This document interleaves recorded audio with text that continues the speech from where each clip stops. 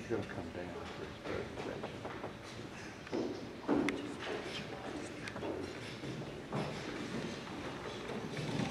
Well, good morning, everyone. Thanks for arriving so promptly. It gives me great pleasure to introduce this morning's speaker.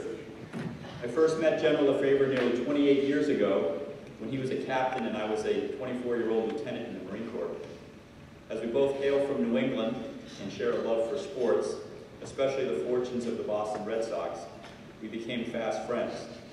Over the many years since we first met, I've had the pleasure to work with and for many great leaders. None, however, compare to General Lefebvre in terms of things that really matter, like character, grit, compassion, sheer force of will, and love of country. Major General Lefebvre graduated from Springfield College in 1975 with a Bachelor of Science degree. Prior to entering the Marine Corps, he coached football at Penn State and Southern Connecticut State University. He was commissioned as second lieutenant in April 1977 following completion of the Officer Candidate School, or OCS.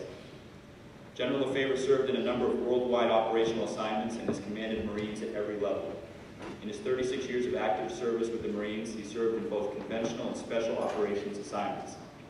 General Lefebvre has participated in crisis response or counterinsurgency operations in Haiti, Panama, the Philippines, Liberia, Yemen, East and West Africa, Pakistan, Iraq, and Afghanistan. Significantly, General Lefebvre has participated in intra-agency humanitarian operations in Indonesia, Thailand, Djibouti, Africa, Iraq, and Ethiopia. He was responsible for the military interface for governance and development programs in Iraq in 2008, and was responsible for managing the interagency response to the 2004 tsunami in Southeast Asia, where the U.S. coordinated effort saved thousands of lives. He currently serves as an honorary chairman for the Office of Strategic Services Society. He's a senior mentor with the J7 Joint Staff. He's a senior fellow at the Center for Naval Analysis. He's on the faculty at the Joint Special Operations University. He's a principal at the Operational Integration American Systems Corporation. He's vice chairman of the Onslow County Boy Scouts in North Carolina, and he's on the advisory board of the Museum of the Marines. And he is president of his own consulting corporation called LB6 Consulting. Major General is an honor graduate of the Officer Candidate School, the Basic School, Amphibious Warfare School, and a distinguished graduate of Marine Corps Command and Staff College and the Marine Corps War College. He was awarded an honorary doctorate degree from Springfield College in 2007 for his participation in numerous worldwide humanitarian operations. He was awarded the Lefebvre Trophy in 1987 while serving with the 2nd Battalion 9th Marines, the organization in which we both served. His personal awards include the Distinguished Service Medal, the Defense Superior Service Medal, the Legion of Merit with 2 Gold Stars, and the Bronze Star. Major General Lefebvre is married to the former Deborah Boland of West Hartford, Connecticut, and I'm pleased to say that she's with us here today. They have 2 children. Son Tom is a decorated combat veteran from Iraq and Afghanistan and a medical student at Duke University. And his daughter Libby is a University of North Carolina at Chapel Hill graduate and a sales manager for a new home builder in Wilmington, North Carolina. Please join me in welcoming General Lefebvre to speak to us today.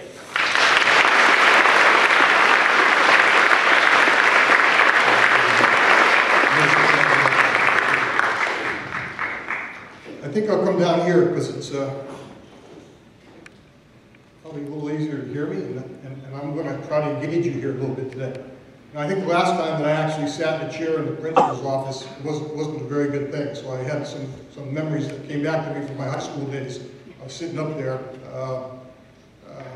in probably not the right setting, but it is clearly an honor to be here today, to be able to speak with you. And I'm going to talk about a little bit about my career, but I'm going to talk about in the context, I think, of some of the challenges that you will face here, and that I saw some time ago. And so my topic today is a little tongue-in-cheek, if you will. Talk about what I did on my vacation that lasted that long, but really what I'm going to talk about is my experiences in about 36 years in the Marine Corps. By way of background, and to put some of what I'm going to talk about in context, My wife and I, who's here today, we went to school in Connecticut. We went to a school very similar to this one, a liberal arts focused environment where critical thinking and writing were very, very, very important, maybe the essence of the curriculum. And so I think I understand what you do here and how it's done. It was very similar to what I did. But at the same time, I also played 3 sports in high school. As a matter of fact, I was very focused on playing football. I played football in high school and played football in college. And I went to college actually to play football. And passionate about that game, still am today. It's very important to me. I learned a lot from it about core values. I learned a lot about honor, courage, and commitment. The basis of that, especially from my coaches and those of you who play sports here in the school, and I know that's a big deal here, would probably second what I'm talking about there. But I came to the end of my college career. I was a quarterback in college and a running back, and I kind of was at odds as to what am I going to do now that my football career is kind of over. I mean, where am I going to go and what am I going to do? And so the obvious piece was for me to start to get into the coaching world. So I went to work for this guy. That's Joe Paterno at Penn State University. And I cut my hair and I bought a suit and I went and I interviewed with him and I went through a pretty extensive interview, which was kind of tough, and he hired me to come to work for him. So I went to school at Penn State for a little while, but I also was coaching. Coached there for 2 years. The very first game we played was at home against Temple, and on the front page of the New York Times sports page on the Sunday morning after our first game was a picture of Coach Paterno standing on the sidelines, and I was standing next to him. And I was 21 years old. And I was coaching football at a pretty high level. And that year we played Alabama in the Sugar Bowl. And Bear Bryant was the coach. And some of you may know who that is. I know there's some Alabama fans in here. And that was pretty neat. You know, but at the end of the day, at the end of the season, I kind of took stock of where I was and what I was doing. You know, and it just wasn't enough. I just was unsure of what the so what of that was and what contribution I was making. So I went to see Coach and I said, hey, Coach, I've been thinking about this and looking real hard, and I think I'm going to join the Marines. Coach said, really upset. And this is a guy who could get really upset. Looking through those glasses at me. I mean, this is, at about 4 feet away, that's an intimidating looking picture, I think you would admit, as you look at that.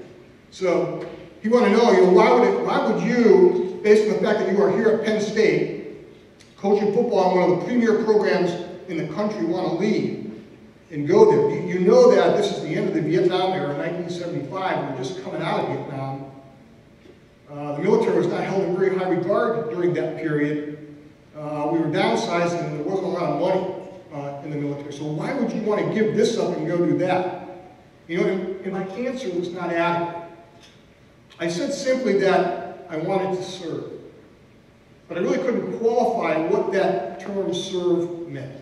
I couldn't underpin it with anything other than I wanted to do that. And then his second question was, well, how long are you going to be gone? And I said, like a summer vacation, I'm only for a short period of time. I'm actually going to go in the Marine Corps for 3 years, and then I'm going to come out. And I'm going to come back. And he said, okay, if you come back in 3 years, I'll hold your position here, and you can come back to coach football at Penn State. I wasn't really sure that that was going to happen. Matter of fact, moving towards the Marine Corps, I knew it was to serve, but I really didn't understand the parts and pieces underneath that. But Coach Paterno's question forced me to describe this in my terms, to come to grips with why I was going to do this and where I was going to go. So, what it came down to was this. It started in 1962. I was in the Boy Scouts. You heard my bio that I'm involved in the Boy Scouts now. There was a contest across the nation, write a essay. What does America mean to me? So all the Boy Scouts across the country wrote these essays. And my mom and I had been reading John F. Kennedy's Profiles of Courage. Now that's not a book about profiles of courage in the military as much as it is about some of our great leaders early in our country and some of the things that they had to do that required great courage from a political sense. So I was learning about those things back then. So anyways, I wrote my essay on, really, the focus was on, ask not what your country could do for you, but what you can do for your country. And this was 1962. And I think those words ring just as true today as they did then, for me. But anyways, I wrote this essay, and lo and behold, I won the national contest. Number one, Nathan Hale Freedom Essay Award, presented at the Memorial Day Parade in my hometown. And that was pretty neat, but I'll tell you what was neater.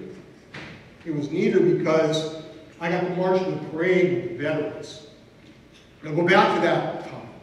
That's in 1962. That's not that long after World War II. So I got a chance to be with the veterans, those that had defended the nation against tyranny, against the Japanese and the Germans in World War II, and it saved the country. So you talk about kind of hero status and being in awe of somebody. That was me as I was walking in the parade on that day. Now, that previous picture was me in a Boy Scout uniform. This is Mr. Ellison in his uniform. Actually, that's not true. He and I are kind of like the odd couple, if you've ever seen the movie. And I'm the guy that probably looked more like this when we were in the Marine Corps, actually. And the Marine Corps is pretty squared away in terms of how we wear a uniform. But when I walked in that parade with the veterans, you know, I made some kind of lasting impressions. And you see some pictures that I'm flipping through here, and those are veterans. And they're wearing medallions and ribbons on their hats, and they have things that are on their chests in terms of memorabilia. And every one of those things means something. It was something that they were involved in. And I would submit to you that as you travel day to day, that you see these people. You see them. You see them in the walls. You see them in different locations, and they're wearing those. But you're probably not inclined to walk up to them to ask hi, or to introduce yourself, and to ask about what these things are that are on their vests or on their hat.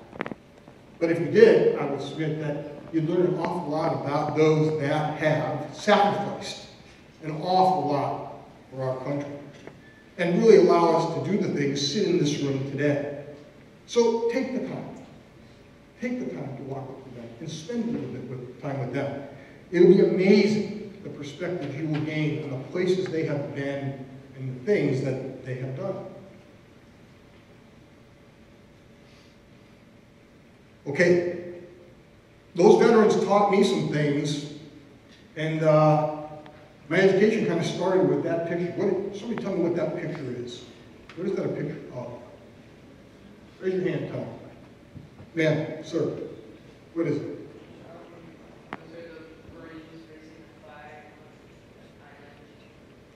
Those are the Marines raising a flag on an island. What's that island? Iwo Jima. What's that island? Back there. Sorry? That is Iwo Jima. Okay, and that's off the coast of what big country? And what war was that in? It was in World War II, World War, right? And so there were 20,000 Japanese that were defending the homeland of Japan. This is 1945. The war's been on for 4 years.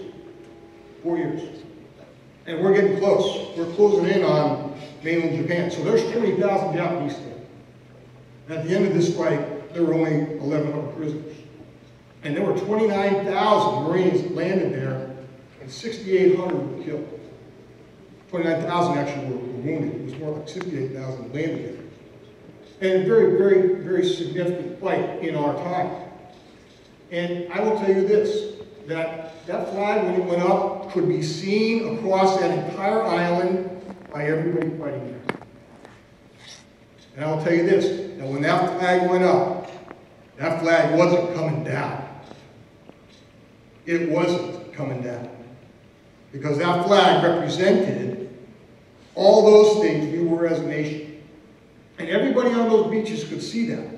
And can you imagine how difficult it was to get up there? And it wasn't just because this was World War II, it was because that flag has great meaning. Case in point, back to Fort McHenry, 1814, in the Chesapeake. Fort McHenry, U.S. citizens, surrounded by the British, hundreds of ships. Francis Scott Key, who wrote the Star Spangled Banner, comes out, he's a messenger, he comes out to the ship and he sees a British admiral. And he says to the British admiral, I'm here to do the prisoner exchange because in these hundreds of ships you have patriots, U.S. citizens who have fought and who have captured, and we're going to exchange British prisoners for American prisoners. And the British admiral agreed, and then a few minutes later he came back and said, but that's not going to be necessary. Because actually what we have done is we made an ultimatum to Fort McHenry. And if they'll give up the fort, then the war will be over. And Francis Scott Key asked him, said, how are you going to do that? And he says, well, they really don't have to give the fort up. All they have to do is take the flag down. And Francis Scott Key said, well, what if they don't take the flag down? He said, then we'll blow the flag down. So there that night, the flag didn't come down. And those 100 ships closed in around that, and they engaged the people at Fort McHenry. And you know, they were mostly women and children. They weren't even really combatants in there. And all night long, that flag was hit time and time again, but it never went down. The flag never went down. And in the morning, the British were sitting around, they stopped shooting, and the flag was tattered, there was only pieces of the flag, and it was hanging at an angle. Hanging at an angle. And Francis Scott Key went in, and he looked in, he went to the fort, and there were a number of dead Americans laying around. And every time that flag had fallen down, someone had come out and put that flag back up. So when you see that flag at Iwo Jima, it goes back and it has history. And it means something. It means something that's very important because in the battle of ideas, that flag represents the United States as it always has. And a military man or woman is going to defend it that way. So that's a really big deal. And so I'm from Connecticut. And there's 3 statues of this. One is in Washington, which is the Marine Corps Monument. If you get a chance to go there, it's probably about as big as this area of the room. It's an amazing sight. It looks just like that. And there are 2 other small ones. One is in Connecticut, actually in my home state. And on the back of that monument are the names of some of my dad's close friends from World War II who were Marines and fought in the Pacific, so kind of very close to me. But more important there is the flag. But those veterans, they know some other things too they taught me about, that this whole notion of fighting for your country and defending your flag comes at a great cost. And for those of you who have been to Arlington, this is a picture in the winter, and there's a man every year that puts a wreath on every one of the graves in Arlington to commemorate their great sacrifice to our nation. And those veterans also know that defending the freedoms, our way of life, is not free. Does not come without great cost in terms of what we do. And I learned that from them during that period before I joined the Marine Corps. So freedom's not free. And again, it's about the flag. And back in World War II, in the period I talked about, we buried our loved ones overseas. We didn't bring them home. But today, as you know, we do bring them home. With great honor. With great honor as they come home. So, for me, and these are things that I couldn't tell Coach Paterno at the time, this is why I joined. But there was another aspect of it. The veterans taught me things, and the Boy Scout experience taught me things, but my education taught me things. And this slide here depicts a number of things that I think are really important. First of all, my education allowed me to appreciate cultures and different cultures, and what they're about, and what they believe in, and different ideas, and appreciation for those ideas, and how people think the way they do. It allowed me to understand different forms of governance that exist around the world. It allowed me to understand what freedoms people enjoy and at what cost liberty comes to them in different locations. No different than what you do here today. And that is your challenge to understand it. It is the challenge of your very talented faculty here to be able to allow you to think critically about that, but it's what provides perspectives. Because war is a clash of ideas. Without an understanding of the ideas, it's only a clash. And here in your school and in your place, I think you understand that. Give great context to what we're doing today and to the situations that we're in today. So for me, what is going to be my part in this? You know, and this is another one of those Norman Rockwell posters. And it shows the growth of a Cub Scout and a Boy Scout to those that are trying to do something for their country in different ways. And I'm just not talking about being in the military, but those that do things, you know, that are firemen and our police departments around the country. And clearly in the last 2 weeks, you saw an awful lot of that with what happened up in Boston. And people that give greatly to our country. Okay, so that's why I came in. But why did I stay? Why would somebody come in and do this for 36 years? And I'm going to use this guy right here, Norman Rockwell, to talk about this. Raise your hand if you know who Norman Rockwell is. Okay, that's good. There's a lot of people here. So what I'm going to say is going to resonate with you, I think, a little bit. But this is an interesting guy. You know, he tried to come in the Navy, but he only weighed 100 pounds. 100 pounds. And he couldn't get in. But what he could do was he could paint. And he had the knack and the art of seeing things that we see every day, but we don't really see. He had what they call a discerning eye. He had the ability to portray a situation with great depth. And since I'm from Connecticut, I became acquainted with his works kind of early on in my life. But he did some things during the World War II period that really crystallized for me the whole notion of service. And there are things that I wish now today that I could have shared with Coach Paterno. So I want to talk about some of his great works, but I want to show a couple of them right now and talk about what this great skill set that he had was. And this is kind of the first one. Take a look at that. Let's give you the title of it is The Rain Coming Home. Okay, so tell me, as you look at that picture, what do you see in that picture? What are the important aspects of that?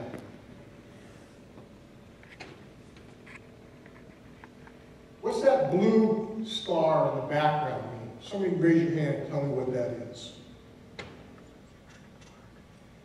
What that blue star in the background is, and you see this on the back of cars all the time, you wonder, what is that blue star in the back of that car? That means that that family has a Marine or has a service member serving in the service, but serving overseas in a combat situation. You see 2 stars means they got more than one. What if that was a gold star? What would it mean? And you see those. Gold star means that they lost a loved one overseas on the back of the car. And you see them in the windows, in homes. And this goes back to early in our time in the country. But as you look up there in the background there's a story that's talking about this guy being a hero, and there he is, he came home. And so what's he got in his hand? What's he holding? He's holding a Japanese flag.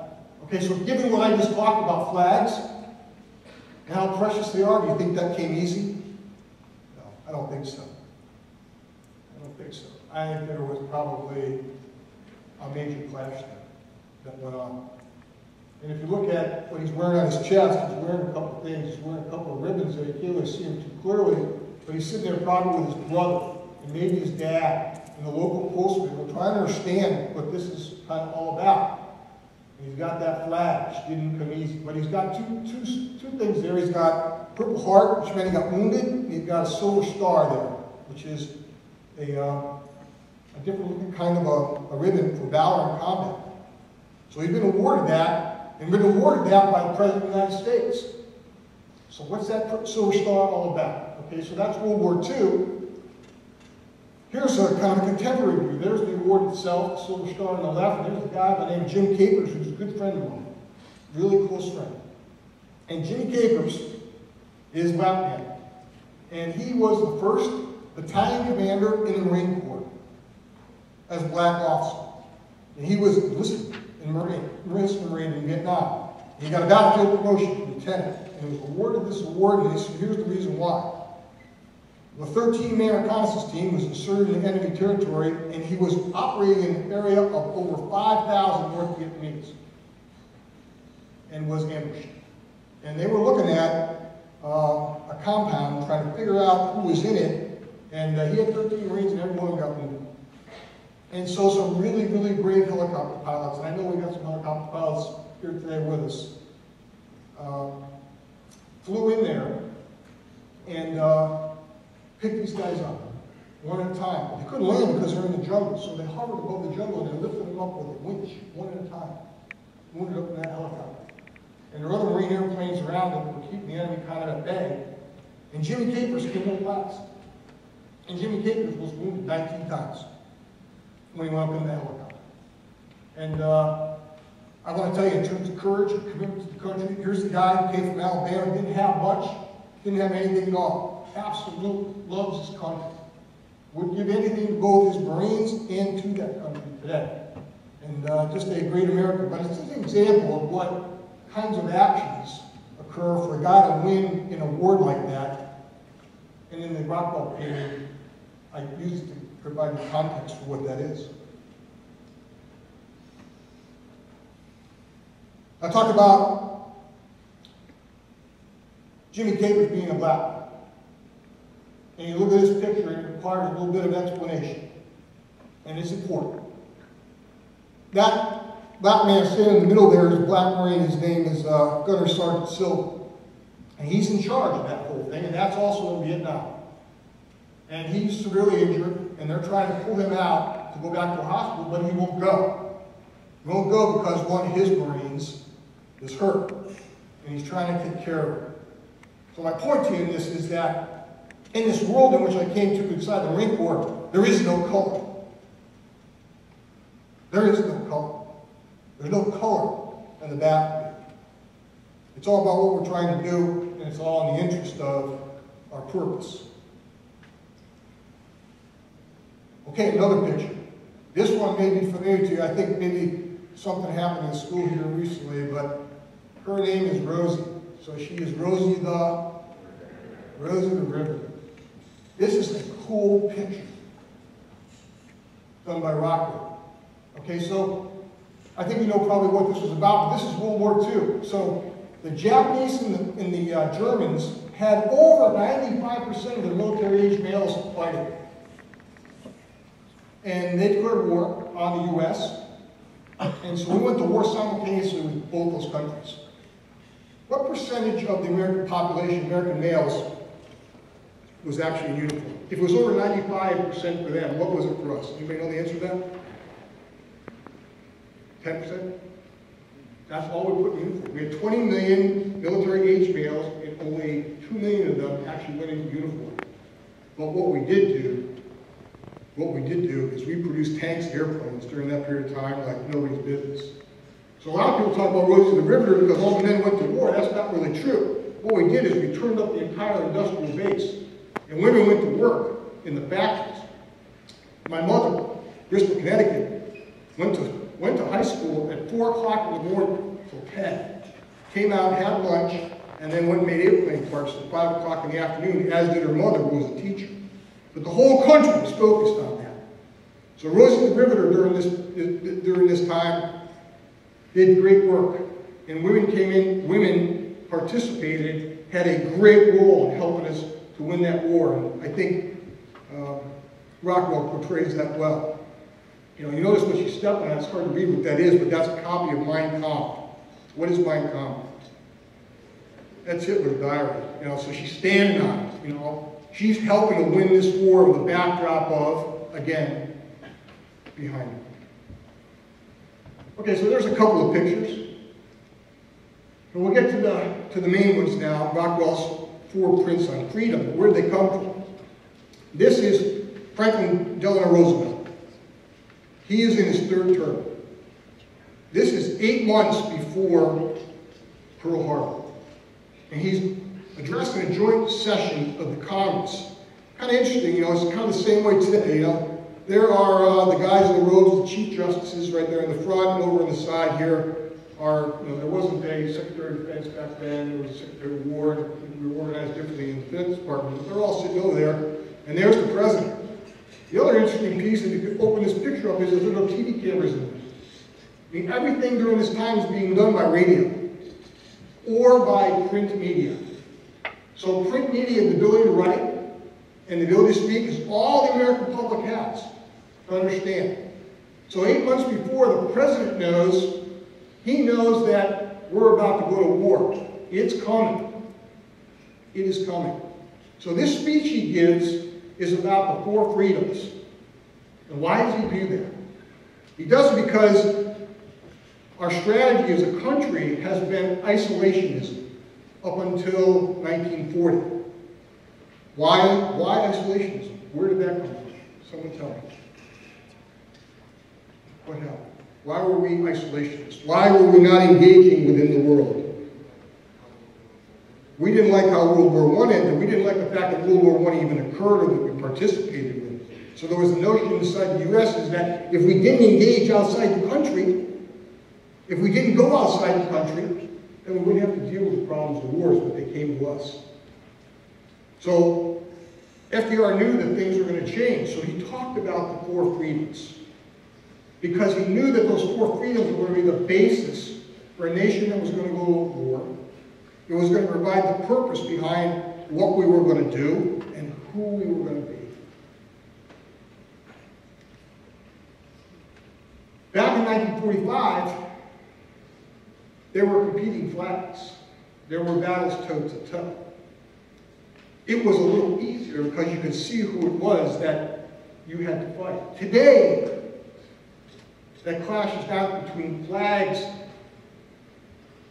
and people sometimes as it is about ideas, which makes it tougher for you. Which takes me back to the education piece, why it's so important here that you gain perspectives on the nature of issues behind that lead to things like that, and the differences within culture and what they believe, and where liberties are, and the freedoms that I talked about in earlier pictures. Your challenge. But this is the first one. Raise your hand if you've seen this before. I'm just interested to know. Okay, not too many. This is the freedom of speech. Now, if you look at that guy and look what's in his hand, if you look closely at it, this is kind of a town report. Okay, and this guy, is this a politician? No. Why would you say no? Probably a guy that's been working in the factory, right? You know, how do you see that? I mean, you look at him, he's got, look at his hands, and look at his jacket.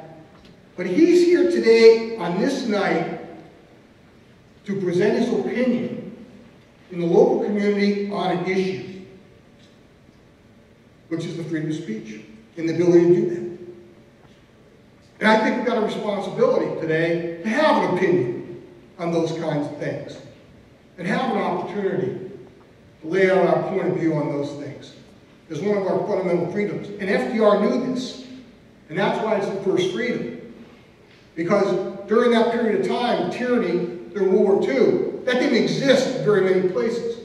I would submit to you that it doesn't exist in a lot of places today. The freedom of speech. This next one is the freedom from what? Now, the previous one is in the Constitution, but that's not. So where did he get this from? What was he saying about the freedom from what?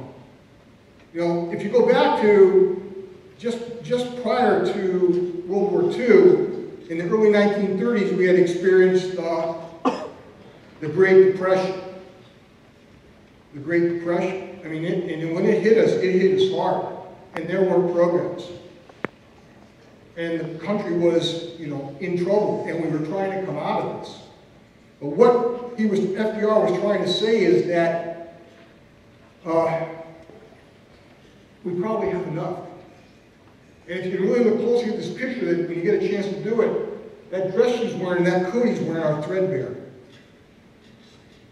And I think what he's really trying to tell us here is that we have enough. But what we have that is so important to us, really, in that picture, are our families. That's what I think he's trying to say. But you know, around the world, that's not the case in terms of having enough. And talk about some of the humanitarian things that I have had the opportunity, and I say opportunity, to be able to do in particular places to relieve suffering. And that's the USS Mercy, a hospital ship sitting off the coast of Indonesia after the tsunami that treated over 5,000 children who had been hurt in that. And this is the earthquake in Haiti, where there was no food or water for the people. So that freedom from what is responsibility, and FDR said it wasn't just for our own people at home, it was when we can and where we can was to help others. And my Marine Corps career has been focused about 50% of these kinds of things. Next one is tied up with the Constitution also, which is the freedom of worship. Interesting picture, if you look at this, and what's said at the top, each according to their own beliefs, is the essence of it. But it's about color, it's about different religions. It's about freedom to worship the way you want, where you want, when you want, and to believe in what you want.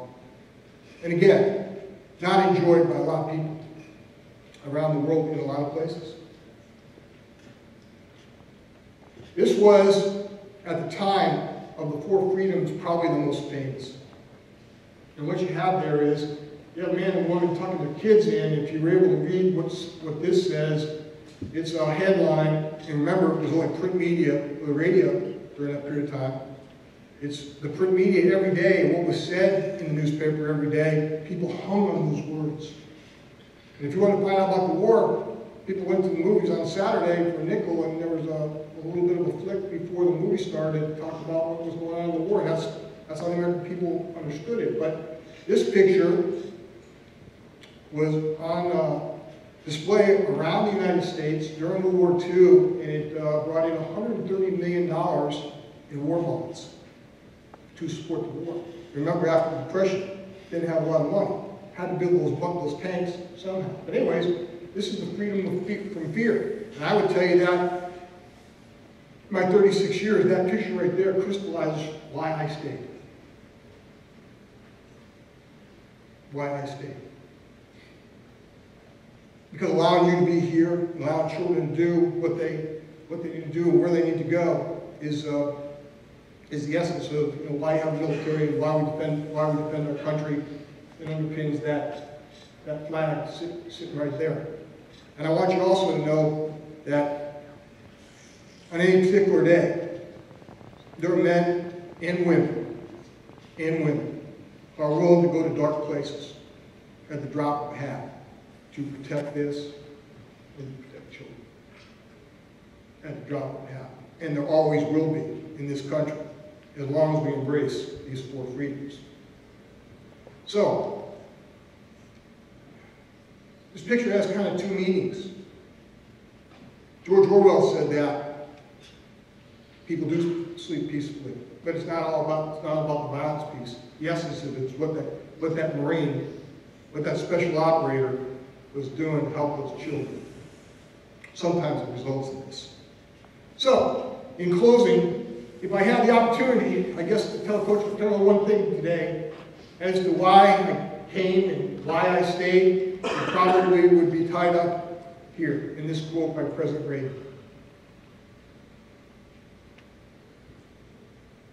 Some people spend their entire lifetime wondering if they made a difference in the world, but the Marines don't have that problem.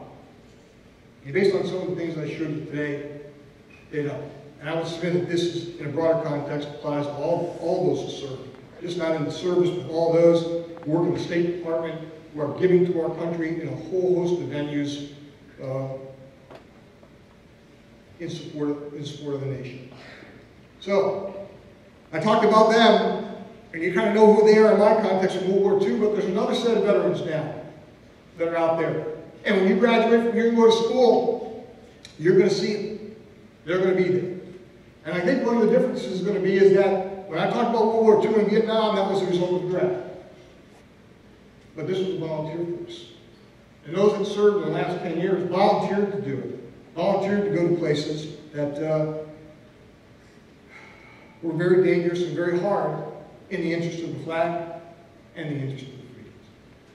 So, 36 years, Norman Rockwell paints it for me, helps me to describe it. And as I said, I just wish I had a chance to give this brief to Coach Paterno and to show him exactly why I did it. But I appreciate your attention today, and I appreciate the opportunity to speak with you. And I think we're going to have an opportunity in a couple minutes here to answer any questions. God bless you, and God bless the United States of America. Thank you.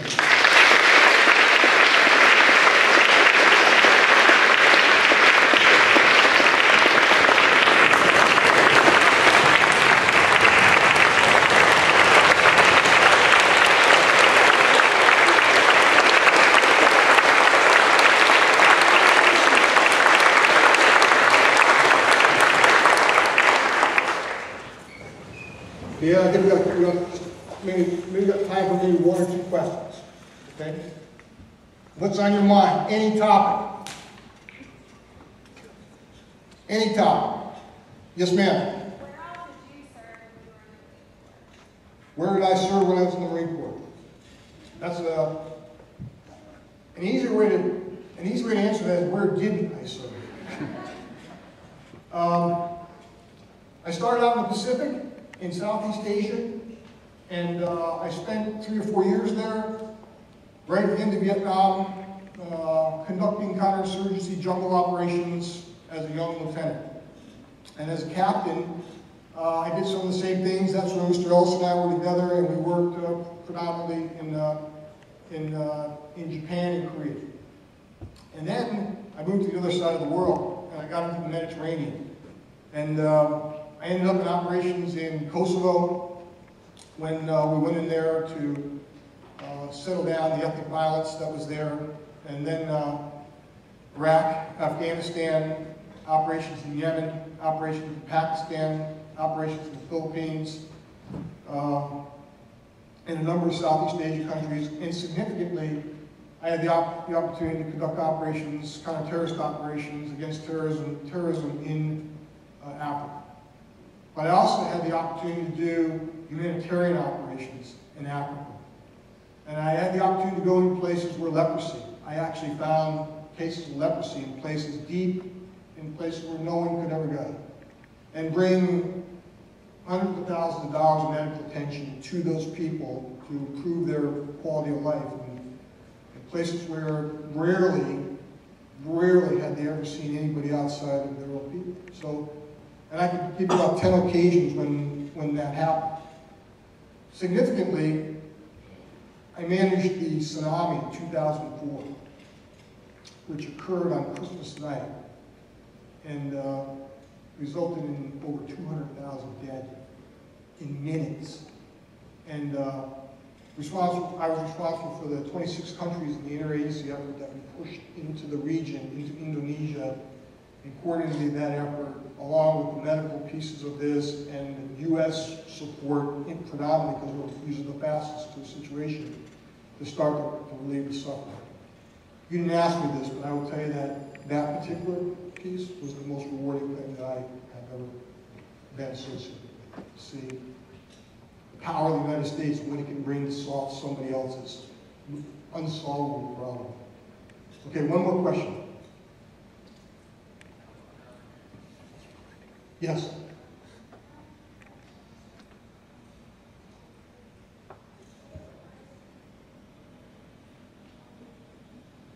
Okay, the question was, her grandfather was a Marine in World War II, and so what was the hardest thing that I had to train to?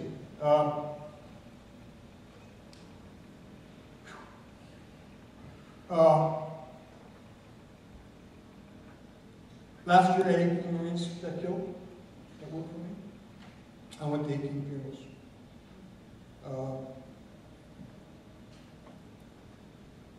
That's hard. Because, in the Marines, you're a Marine your whole life. Your family's a Marine. So that's hard. The physical stuff is not, it's hard, but it's not that hard. It actually is over with. So I would say probably flying in helicopters at night also on 0 nights, going into a very dark place against people who don't want you to be there is a little bit scary. There's a difference between that and, you know, some other things. But I think the hardest thing is probably the, you know, the loss of loved ones, but that's offset by the great joy you see from helping people. That's a good question. Okay, I think we probably got to get back to school here. Turn it over to Mr. Ellison. Well, I'd just like to thank General Lefebvre for coming down today to speak to us and share with us his values and his experiences and his love of the country. And you know, I don't know what you know, what we can do. There's no such thing as an honorary doctorate from St. John's Country Day School, but I thought at the very least we could make him an honorary Spartan. So on behalf of all of us at St. John's, I want to present.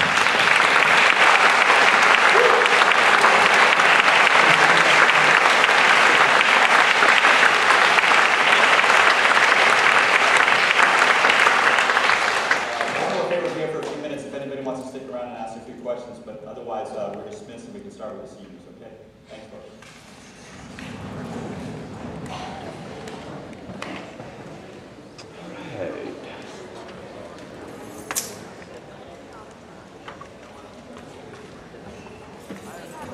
Juniors, we're going right to junior practicum in the lecture hall, right to the lecture hall.